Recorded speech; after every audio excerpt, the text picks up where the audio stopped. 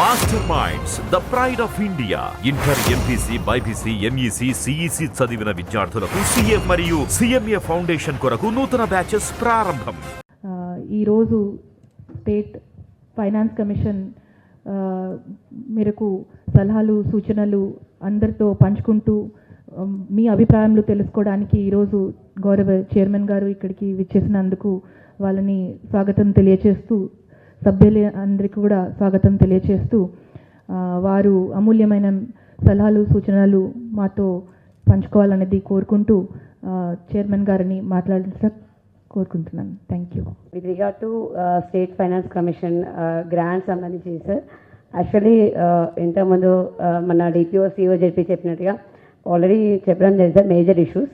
So I want to tell few issues sir. With regard to population మేము ఏం చేసామంటే sir, మా డిస్ట్రిక్ట్లో ప్రొజెక్టెడ్ పాపులేషన్ బేస్ చేసుకొని 500 minimum to more than next 500 each one already multipurpose వర్కర్స్ని తీసుకోవడం జరిగింది సార్. బట్ మీరు అన్నట్టుగా ఇంతకుముందు చెప్పినట్టుగా అమౌంట్ మనం ట్రాన్స్ఫర్ చేసినాక ఇమీడియట్గా వాళ్ళ క్రెడిట్ కాకపోవడం వల్ల కూడా కొన్ని వాళ్ళు నోటీస్ చేస్తున్నారు. That is one thing sir. And ఇంకొకటి మేజర్గా మనకి కొన్ని చిన్న ట్రైబల్ అంటే కొన్ని స్మాల్ జీపీస్ కానీ కొన్ని అట్లా చిన్న జీపీస్ న్యూ జీపీస్ ఫామ్ అయినవి ఉన్నాయి సార్. అక్కడ వాళ్ళు మినిమం మెయింటెనెన్స్ చేయలేక ఇబ్బంది పడుతున్నారు. అక్కడ మనము ఖచ్చితంగా కొంచెం క్వార్టర్లీ మనకి బడ్జెట్ రిలీజ్ చేస్తే డెఫినెట్లీ అక్కడ స్మూత్గా జరగడానికి స్కోప్ ఉంటుంది సార్. అండ్ ఇంకొకటి sir, with regard to ZP funds కానీ Mandal Parishad whatever funds are release sir, but ఈ పేమెంట్స్ అనే కొన్ని వర్క్స్ ఏవైతే టేకప్ చేసామో ఆ వర్క్స్ మనకి లోకల్ కాంట్రాక్టర్స్ కానీ వాళ్ళందరూ వర్క్స్ చేయడానికి మళ్ళీ ఫర్దర్ అంటే మిడిల్లో స్టాప్ చేసి ఫర్దర్ వర్క్ చేయడానికి రిలీజ్ కాకపోవడం వల్ల వాళ్ళు బ్యాలెన్స్ వర్క్ చేయలేక కూడా కొంచెం స్లో అవుతున్నాయి సార్. అలాంటి వర్క్స్ మనము టైమ్లీ రిలీజ్ అయితే అన్ని వర్క్స్ డెవలప్మెంట్ వర్క్స్ చేయడానికి స్కోప్ ఉంటుంది sir. With regard to Peddapalli district sir, already మా డిపిఓ చెప్పడం జరిగింది సార్. 13 మండల్స్ ఉన్నాయి, 4 యూఎల్బీస్ ఉన్నాయి సార్. సో పాపులేషన్ పరంగా టోటల్ 8 lakh ప్లస్ ఉంటుంది సార్. అండ్ 2 lakh వరకు మనకి 3 lakh వరకు ULBs population sir. Total 114 wards and 267 GBs sir. All are working sir. And మనము మేజర్గా ఎక్కడ కూడా శానిటేషన్ అది ఎస్పెషల్లీ ప్రాబ్లం రాకుండా we are doing sir. So already ఎక్కడ కూడా అంటే మనం వర్క్ పరంగా మాత్రం ఎక్కడ మనం కాంప్రమైజ్ అవ్వట్లేదు సార్. మనకి డాక్టర్ ఎవ్రీడే వేస్ట్ కలెక్షన్ కానీ అదేవిధంగా మనకి ఆల్రెడీ ఈచ్ జీపీలో సెగ్రిగేషన్ సెల్స్ ఉన్నాయి సార్. ఆల్రెడీ డంపింగ్ యార్డ్స్ ఉన్నాయి. ఎక్కడ కూడా మనం ప్రాబ్లం రాకుండా చేస్తున్నాం. బట్ వాళ్ళకి టైమ్లీ పేమెంట్ చేస్తే ఎంకరేజ్మెంట్గా ఉంటుంది sir. These are my sir. Thank you sir. నాది చిన్న రిక్వెస్ట్ సార్,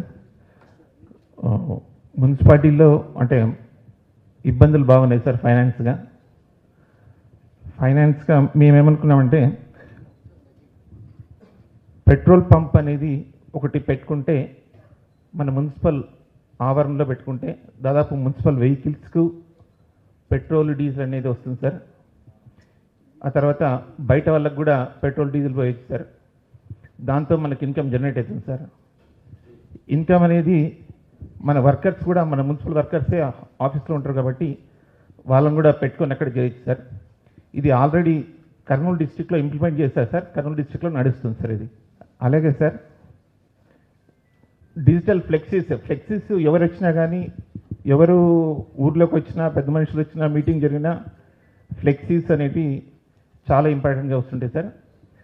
దాంట్లో మన మున్సిపల్ నుంచే డిజిటల్ ఫ్లెక్సీస్ పెట్టించి వాళ్ళకు ఇన్కమ్ జనరేట్ అవుతుంది సార్. ఎవరైతే ఫ్లెక్సీస్ వేసుకోవాలనుకుంటే డైరెక్ట్గా మున్సిపల్ ఆఫీస్లో పేమెంట్ చేస్తే వేసుకోవచ్చు sir, digital media.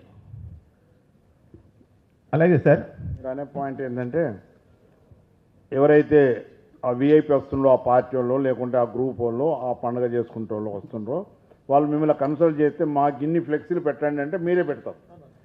Digital flexies sir, digital play చేస్తారు సార్ అన్నట్టు.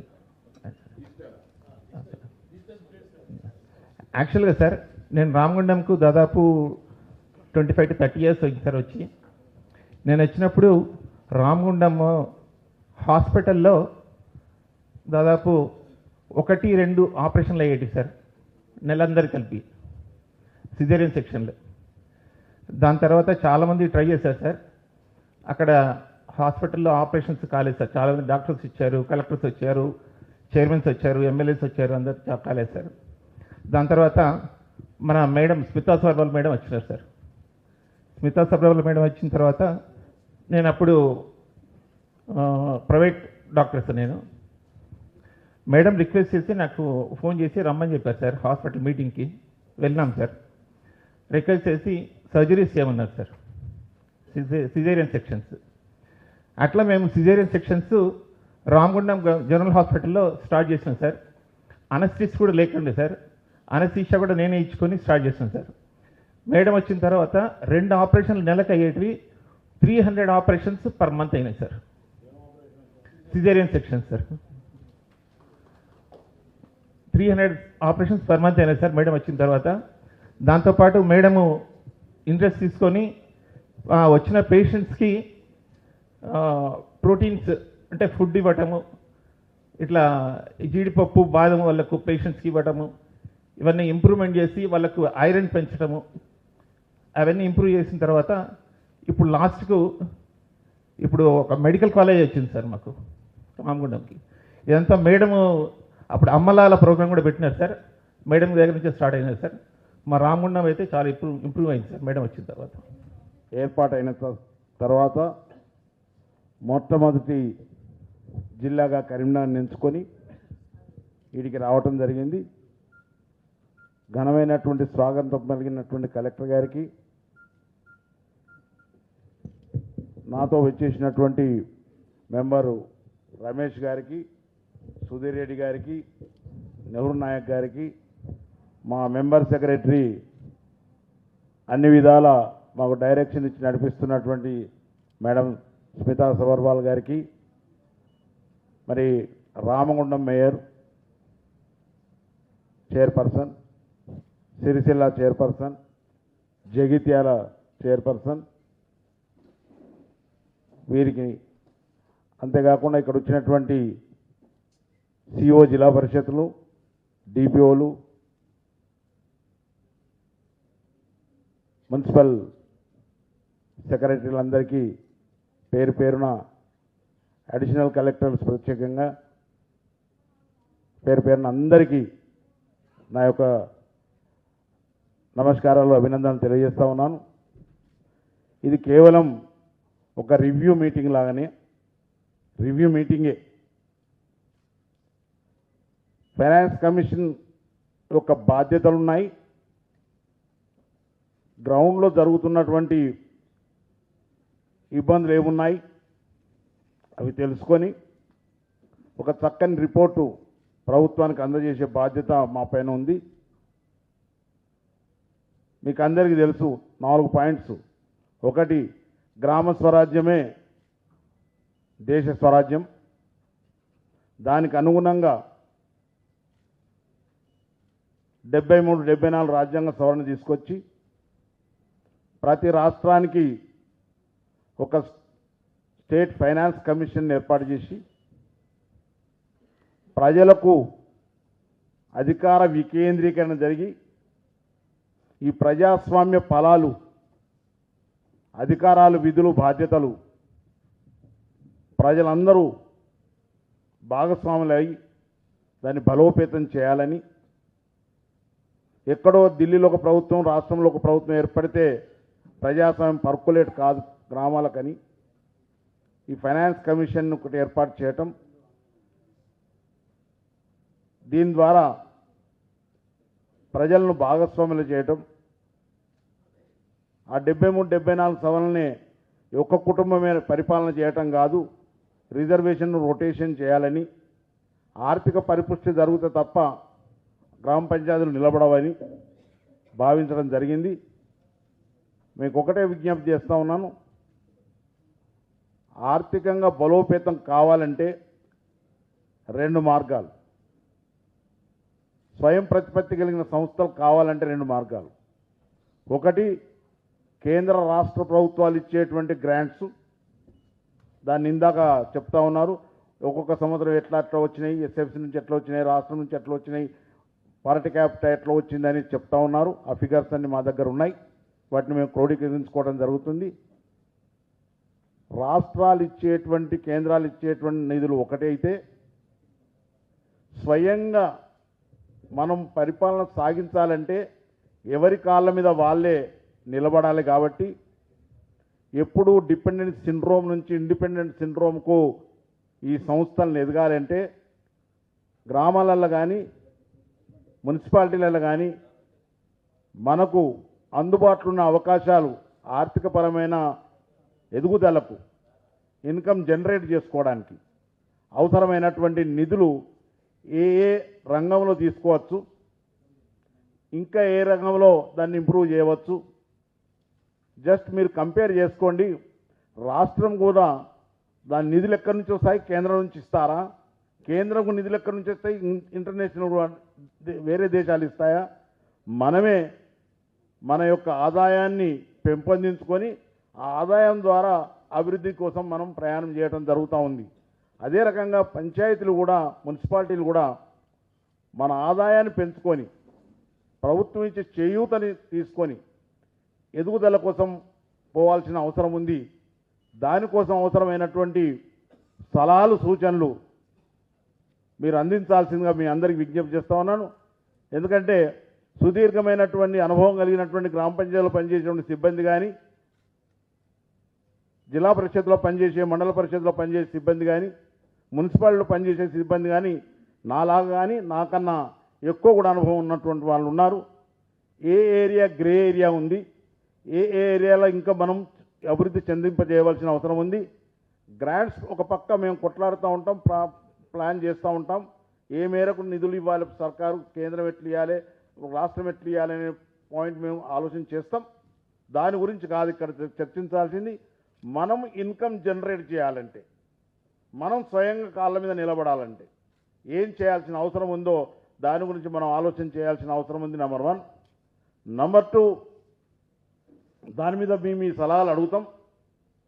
మీ యొక్క సలహాలు మేము క్రోడీకరించుకుంటాం. వాటిని మా రిపోర్ట్లో పొందుపరిచేటువంటి కార్యక్రమం చేసుకుంటాం. రెండవది, వచ్చిన నిధులను ఏ రంగాలలో ఖర్చు పెడుతున్నాం, ఏ రకంగా ఎంపీసీ బైపీసీ విద్యార్థులకి ఒక వరం CA/CMA కోర్సులు. CA/CMA చదివే విద్యార్థుల్లో 40% మంది ఎంపీసీ మరియు బైపీసీ విద్యార్థులే. మాస్టర్ మైండ్స్ పెడుతున్నాం. ఆర్థిక కమిషన్ అధ్యక్షులు, వేదిక మీద ఉన్నటువంటి పెద్దలు, వివిధ రంగాలకు చెందినటువంటి వేదిక ముందున్న అధికారులు అందరికీ పేరు పేరున నమస్కారాలు తెలియజేస్తూ, సార్ నా పేరు మోరా హనుమాన్లు, రాయికల్ మున్సిపాలిటీ చైర్మన్గా ఉన్నాను. మాది 2018లో సార్ ఆనాటి నామ్స్ ప్రకారంగా 2011 జనాభా లెక్కల ప్రకారము 15,308 జనాభా ఉండడం మూలాన మున్సిపల్గా చేయడం జరిగింది సార్. తదనంతరము అప్పటి నుంచి ఇప్పటి వరకు ఈ రోజు వరకు ఆర్థికంగా ఎన్ని కష్టాలు ఎదుర్కొంటున్నామో చెప్పలేం సార్. వాస్తవానికి 1,20,00,000 అన్నీ కలిపితే 1,20,00,000 రూపాయల ఆదాయం వస్తుంది. ఖర్చేమో ఇక పూర్తిగా వివరాలు చెప్పకుండా సార్, నేను నక్షల్ ఐఎమ్ టెల్లింగ్, 1,50,00,000 వరకు ఖర్చు ఉన్నది. తమరొక విషయం చెప్పారు సార్, వివిధ మనకు ట్యాక్సుల రూపంలో కాకుండా ఇతర రూపాలలో కూడా మనం ఆదాయాన్ని సమకూర్చుకోవాలని. విచిత్రమైన విషయం సార్, రాయికల్లో సూది మున మోపే అంత కూడా ప్రభుత్వ భూమి లేదు. ఏదైనా పోనీ కన్స్ట్రక్షన్స్ చేద్దామంటే, వాటిని ఏదో దుకాణాల సముదాయంగా ఇద్దామంటే ఎన్నో విధాల ప్రయత్నం చేసినాము. ఇప్పుడు వేదిక మీద ఉన్నటువంటి శ్రీమతి అరుణశ్రీ గారు అప్పుడు జగిత్యాల్లో అడిషనల్ కలెక్టర్గా ఉండి, వారు కూడా చాలా సందర్భాలలో అడిషనల్గా ఇన్కమ్ జనరేట్ చేసుకోవాల్సినటువంటి అవసరం ఉన్నదని చెప్పారు. కానీ ఎక్కడా వీలు కాలేదు. చాలాసార్లు వచ్చేసి చూస్తే కూడా అట్లా అడిషనల్ ఇన్కమ్ జనరేషన్ చేసుకునేటువంటి అవకాశం అక్కడ లేకుండే. సార్ ఇప్పుడు ఉన్నటువంటి పరిస్థితులలో మరి 10,000 మందికి 28 మందిని మనము శానిటేషన్ సిబ్బందిని పెట్టాలి. ఆ 28 మందిని కూడా పెట్టలేని పరిస్థితులలో వాళ్ళకు జనరల్ ఫండ్ తప్ప వేరే మార్గం లేదు. వాళ్లకు జీతాలు ఇచ్చేటువంటి పరిస్థితి లేక 25 మందితోటి నడిపిస్తున్నటువంటి సందర్భంలో శానిటేషన్ గురించి అక్కడి ప్రజలతోటి చాలా విమర్శలు ఎదుర్కొనే పరిస్థితి ఇప్పటి పాలకవర్గం ఉన్నది. అయితే నేను వెళ్ళి సార్ సిడిఎంఏకు నేనే స్వయంగా వెళ్ళి రిప్రజెంట్ చేసి మరి పరిస్థితికి ఇది మాకు అడిషనల్గా నిధులు ఇవ్వాలి, మేము కొంత పారిశుద్ధ్య సిబ్బందిని అదనంగా నియమించుకుంటామని రిక్వెస్ట్ చేస్తే ఎట్టి పరిస్థితి లోపల వీలు కాదు, మీ వనరుల నుంచి మీరే చెల్లించుకునే పరిస్థితి ఉంటే మాత్రమే మీరు అడిషనల్ సిబ్బందిని నియమించుకోవాలి అని అన్నారు. మరి 2011లో 15,000 జనాభా ఉన్నటువంటి రాయికల్ పట్టణంలో ఈరోజు 20,000 జనాభా దాటిపోయింది. మరి దానికి 56 మందిని పెడితే తప్ప పారిశుద్ధ్యాన్ని మేము సక్రమంగా నిర్వహించలేని పరిస్థితి ఉంటుంది సార్. మరి నా రిక్వెస్ట్ సార్, తమరికి మీరు ప్రజా జీవితంలో చాలా కాలం నుంచి ఉండి అన్ని విషయాలు చూశారు. ఎలాంటి అడిషనల్ ఇన్కమ్ లేనటువంటి ఈ చిన్న మున్సిపాలిటీలకు మీరు ఎక్కువగా నిధులు కేటాయించే అటువంటి పరిస్థితి కనుక చేస్తే ఆ చిన్న మున్సిపాలిటీలు మరి ఆర్థిక సమస్యల నుంచి బయటపడి ముఖ్యంగా మనకు కావలసినటువంటి పారిశుద్ధ్యాన్ని మరి నిర్వహించగలుగుతామని తమరికి విన్నవించుకుంటున్నాను సార్. మరి ఇది కొద్దిగా దయచేసి మీరు ఇది కన్సిడర్ చేయాలి. రెండవ అంశం సార్, అప్పుడు ఏదో టీఎఫ్ఐడిసి అని కొత్త మున్సిపాలిటీలకు చిన్న మున్సిపాలిటీలకు 25 కోట్ల రూపాయలు ఇస్తే ఆ 25 కోట్ల రూపాయల నుంచి పనులు చేస్తూ వస్తుండేటప్పటికీ ఇంకొక రాయికల్ మున్సిపాలిటీ వరకే చెప్తున్నాను సార్ నేను, ఇంకొక 6 కోట్ల రూపాయల పనులు ప్రోగ్రెస్లో ఉన్నాయి సార్. ఆ ప్రోగ్రెస్లో ఉన్నటువంటి పనులను ఆపమన్నారు. అవి మధ్యలోనే ఆగిపోయినాయి. సీసీ రోడ్లు కానీ డ్రైనేజీలు కానీ, అందులో మున్సిపల్ భవనం కూడా ఉంది సార్. ఆ మున్సిపల్ భవనం ఒక్క స్లాబ్ వేసిన తర్వాత అన్నీ ఎక్కడ ఆపమన్నారు. ఆ అభివృద్ధి ఆ విధంగా ఆగిపోయింది. ఇప్పుడు మున్సిపల్ అద్దె భవనంలో నడుస్తున్నది సార్. అంటే కొత్త మున్సిపాలిటీ యొక్క పరిస్థితి ఇట్లా ఉంది. తమరు దయతో ఈ మున్సిపాలిటీలు నాలాగా మిగతా కొత్త మున్సిపాలిటీలు సమస్యలను ఎదుర్కొంటుండవచ్చు, మీరు దయతో మరి అదనపు నిధులు ఈ కొత్త మున్సిపాలిటీలకు కేటాయింపజేసి వాటిని చాలా వీలైనంత తొందరగా ఆదుకునేటట్లు చేసినట్లయితే మరి ముఖ్యంగా పారిశుద్ధ్యంలో మేము కొంచెం ముందడుగు వేస్తామని తమరికి తెలియజేస్తూ ఈ అవకాశం ఇచ్చినందుకు థ్యాంక్ యూ వనండా. రీసెంట్గా అంటే కలెక్టర్ మ్యామ్ ఇన్స్ట్రక్షన్స్ బేస్ చేసుకొని స్పెషల్ డ్రైవ్స్ కండక్ట్ చేస్తున్నాం సార్. అంటే మెర్జింగ్ విలేజెస్ ఉన్నాయి సార్, దాంట్లో అండర్ అసెస్మెంట్స్ ఐడెంటిఫై చేసుకుంటూ వాటిని రీసెంట్గా మేము ఒక 18 అసెస్మెంట్స్ కంటే హాస్పిటల్స్ రిజిస్ట్రేషన్కి సంబంధించి చేయడానికి 10 lakhs మేము పర్ 6 monthsకి మేము ఎన్హాన్స్ చేయడం జరిగింది సార్. ఇంతే కాకుండా ట్రేడ్ లైసెన్స్ కూడా ఇక్కడికి వచ్చి కరీంనగర్ కార్పొరేషన్కి సంబంధించి దాదాపు 10,000 to 15,000 ట్రేడ్స్ ఉంటాయి సార్. వాటికి కూడా మేము టీమ్స్ స్పెషల్ డ్రైవ్ కండక్ట్ చేస్తున్నాం సార్.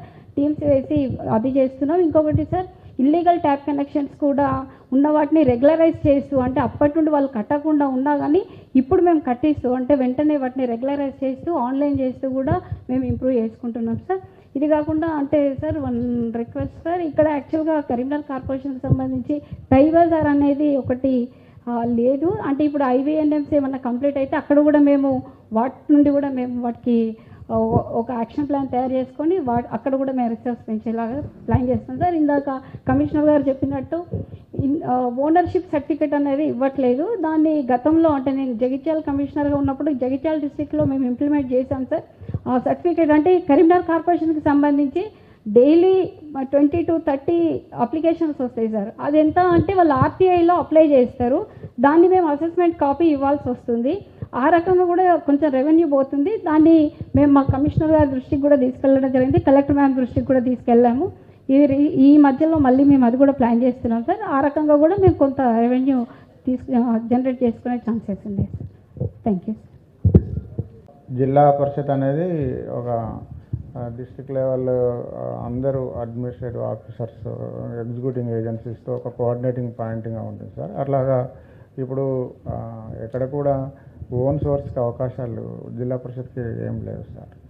ఒక ఉన్న దాంట్లో ఒక సూచన ఏంటంటే స్టేట్ మ్యాచింగ్ గ్రాంట్లో ఎస్ఎఫ్సిలో అన్టైడ్లో 10%కు మనకు అడ్మిన్కి ఇస్తున్నారు, కానీ స్టేట్ మ్యాచింగ్ గ్రాంట్లో అది కూడా ఆ సౌలభ్యం కూడా లేదు సార్. అది కొంచెం కష్టం అవుతుంది సార్. అంటే యాజ్ యూజువల్గా 15th ఫైనాన్స్లో ఎట్లాగైతే ఇస్తున్నామో స్టేట్ మ్యాచింగ్ గ్రాంట్లో కూడా 10% అడ్మినిస్ట్రేటివ్ ఇప్పుడు ఎగ్జిస్టింగ్ నామ్స్లో అదొకటి చేస్తే కొంతవరకు ఈ మన పవర్ బిల్లు ఇట్లాంటి వాటికి కూడా ఇబ్బంది ఎదుర్కోకుండా కొంత రిలీఫ్ ఉంటుందని చెప్పి ఇదొకటి.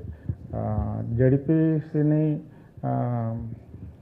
ఫండ్స్ అట్లాగే ఫంక్షనరీస్ కోఆర్డినేషన్ పాయింట్గా ఇప్పుడు ఎట్లాగో గౌరవ ఎమ్మెల్యేస్ వాళ్ళంతా కూడా హైదరాబాద్లో మన శాసనసభలలో ప్రాతినిధ్యం వహిస్తారు కాబట్టి ఇక్కడ ఫీల్డ్ లెవెల్ ఇబ్బందులు లేకపోతే రోజువారీ జీవితాలలో ఉండేటువంటి సమస్యలు ఏవైతే ఉంటాయో అవన్నీ రిఫ్లెక్ట్ అయ్యే ప్లాట్ఫామ్ కాబట్టి కొంత ఫ్లెక్సిబుల్గా అన్ని శాఖల్ని మళ్ళీ ఒకసారి ఇంతకుముందులాగా కోఆర్డినేషన్లోకి తీసుకొచ్చేటట్టుగా కంట్రోల్లోకి ఎంజీఎన్ఆర్ఈ చేసి అట్లా ఉంటే బాగుంటుంది సార్.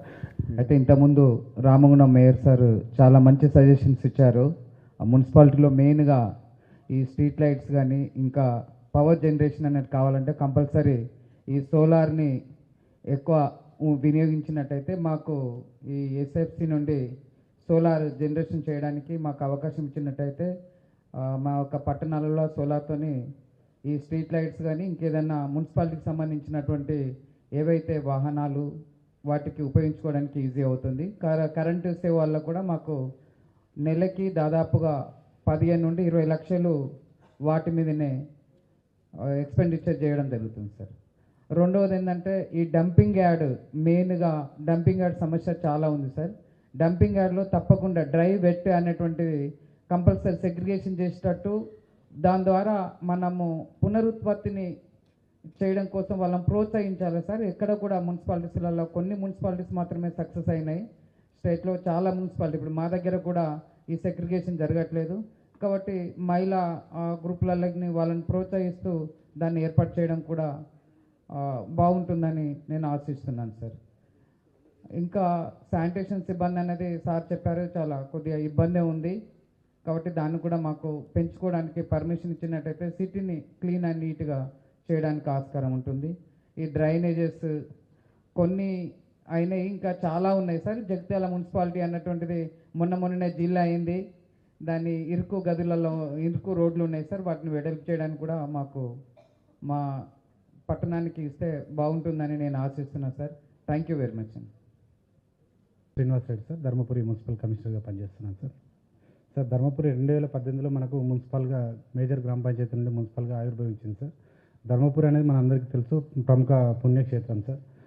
ప్రతి సంవత్సరం లక్షలాది మంది భక్తులు ధర్మపురి లక్ష్మీనరసింహస్వామిని విజిట్ చేస్తూ ఉంటారు. అదేవిధంగా గోదావరిలో పుణ్యస్నానాలు చేయడానికి వస్తుంటారు సార్. సార్, మనకు 2011 పాపులేషన్ ప్రకారం 17,246 మంది పాపులేషన్గా రికార్డ్ అయ్యింది సార్. దాని ప్రకారం మరి పర్ క్యాపిటా నిధులు వస్తుంటాయి. అదేవిధంగా శానిటేషన్ నిర్వహణకు సంబంధించి ఎవ్రీ 10,000కి 28 మెంబర్స్ చొప్పున లేబర్స్ అవుట్సోర్సింగ్ పర్పస్లో వర్కర్స్ని తీసుకోవడం జరుగుతుంది సార్. బట్ పుణ్యక్షేత్రం అవడం వల్ల ప్రతి సంవత్సరం లక్షలాది మంది భక్తులు వస్తుంటారు కాబట్టి ఆ టౌన్లో నిర్వహణ భారం మొత్తం మున్సిపాలిటీకి అదనపు భారంగా వస్తుంది సార్. అంటే శానిటేషన్ కానీ, వాటర్ సప్లై కానీ, ఎలక్ట్రిసిటీ కానీ, ఇంకా ఏవైనా భక్తులకు ఏదైనా సౌకర్యాలు చేయాలనుకున్నా కానీ అదంతా ఆర్థిక భారం మున్సిపల్ పైనే వస్తుంది సార్. సో మిగతా మున్సిపాలిటీకి ఇటువంటి స్పెషల్గా పుణ్యక్షేత్రాలు కానీ ఇట్లాంటి మున్సిపాలిటీకి కొంత తేడా చూపించడం నా అనిపిస్తుంది సార్, చూడాలని అనిపిస్తుంది సార్. సార్, రెండవ సార్, మనకు మున్సిపాలిటీస్ కానీ urban local body or rural local బాడీకి ఆదాయ వనరులు మెయిన్గా ఓన్ సోర్సెస్ అండ్ గ్రాంట్స్ రూపకంగా మనకు ఉంటాయి సార్. ఓన్ సోర్సెస్లో taxes and non taxes, town planning building permission ద్వారా కానీ, లేదంటే మున్సిపాల్లో ఏదైనా ఓపెన్ యాక్షన్స్ పెట్టడం వల్ల, రూమ్స్ రెంట్కి ఇవ్వడం వల్ల ఇట్లాంటి మేజర్గా ఇన్కమ్ సోర్స్ ఉంటుంది సార్. ఈ సోర్స్ ద్వారానే మనం సీసీ ఛార్జెస్ కానీ, వర్కర్స్ పేమెంట్స్ కానీ, అంటే శానిటేషన్ వర్కర్స్ కానీ, వాటర్ సప్లై వర్కర్స్ కానీ వాళ్ళకు సంబంధించిన వేజెస్ కానీ, వాటితో పాటు శానిటేషన్ నిర్వహణ కానీ, వాటర్ వర్క్స్ నిర్వహణ కానీ ఇవన్నీ చేస్తుంటాం సార్. గ్రాంట్స్ రూపకంగా వచ్చే వాటికి సపరేట్ గైడ్లైన్స్ ఉండడం వల్ల దానికి మాత్రమే మనం వినియోగించుకోవాల్సి వస్తుంది సార్. ఫర్ ఎగ్జాంపుల్ పట్టణ ప్రగతి గ్రాంట్స్, అందులో స్టేట్ మ్యాచింగ్ గ్రాంట్ విషయానికి వచ్చేసరికి జీవో నెంబర్ 523 ప్రకారం మనం నిర్వహణ చేసుకోవాల్సి వస్తుంది సార్. అదేవిధంగా 15th FC గ్రాంట్స్ సంబంధించి టైడ్ అండ్ అన్టైడ్ గ్రాంట్స్ రూపకంగా దాని యొక్క విధి విధానాల బట్టి మనం ఖర్చు చేసుకోవాల్సి వస్తుంది సార్. మనకు వచ్చిన ఈ ఓన్ సోర్సెస్ ద్వారా పేమెంట్స్ అనేది కొన్నిసార్లు ఇబ్బంది అవుతుంది సార్. అంటే సరైన నిధుల లభ్యత లేకుండా అంటే మనకు రాకపోవడం వల్ల పేమెంట్ చేయడం కూడా కొంత ఆర్థికంగా నిర్వహణ భారం అవుతుంది సార్. సార్ గతంలో మున్సిపాలిటీస్కి స్టాంప్స్ అండ్ రిజిస్ట్రేషన్ డ్యూటీస్ ద్వారా డైరెక్ట్ డీడీస్ అనేది మున్సిపల్కి వచ్చేవి ఉండేది సార్. అదేవిధంగా సిన్రెస్ ట్యాక్స్ సంబంధించి డైరెక్ట్ వచ్చేవి ఉండేది సార్. అది ఆ తర్వాత కాలక్రమేణా అదర్ గ్రాంట్స్లో ఇవ్వడం కానీ అంటే డైరెక్ట్ ఇవ్వడం అనేది ఇవ్వలేకపోతున్నారు సార్. దీనివల్ల కొంత ఆదాయం అనేది మున్సిపాలిటీస్ కోల్పోవడం జరుగుతుంది సార్.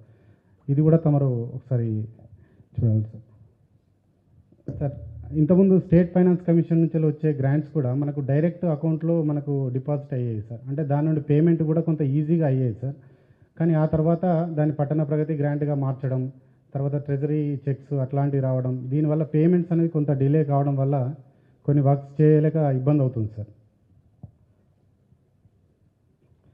సార్ టౌన్ మున్సిపల్ విషయానికి వస్తే సీసీ ఛార్జెస్ కొంత అదనపు భారంగా ఉంది సార్. తమరు చెప్పినట్టు తమరు ఇంతకుముందే చెప్పారు కాబట్టి ఈ విషయంలో కూడా కొంత నిర్ణయం తీసుకోవాల్సిన అవసరం ఉంది సార్.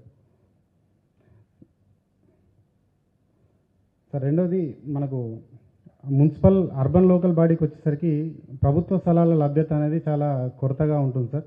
మనం ఏ కార్యక్రమం చేసినా ఏ కన్స్ట్రక్షన్ చేసినా కానీ ప్రభుత్వ స్థలంలో చేయాల్సి ఉంటుంది సార్. దీన్ని బట్టి డిపార్ట్మెంటల్ కోఆర్డినేషన్ ద్వారా ఏదైనా సొల్యూషన్ అనేది ఉంటే బాగుంటుంది sir. This is from my side. Srinivas Reddy గారు, మరిన్ని వీడియోస్ కోసం ఛానల్ ని సబ్స్క్రైబ్ చేయండి. లేటెస్ట్ అప్డేట్స్ కోసం వాట్సాప్ ఛానల్ ని ఫాలో చేయండి. అండ్ లింక్ డిస్క్రిప్షన్ లో ఉంది.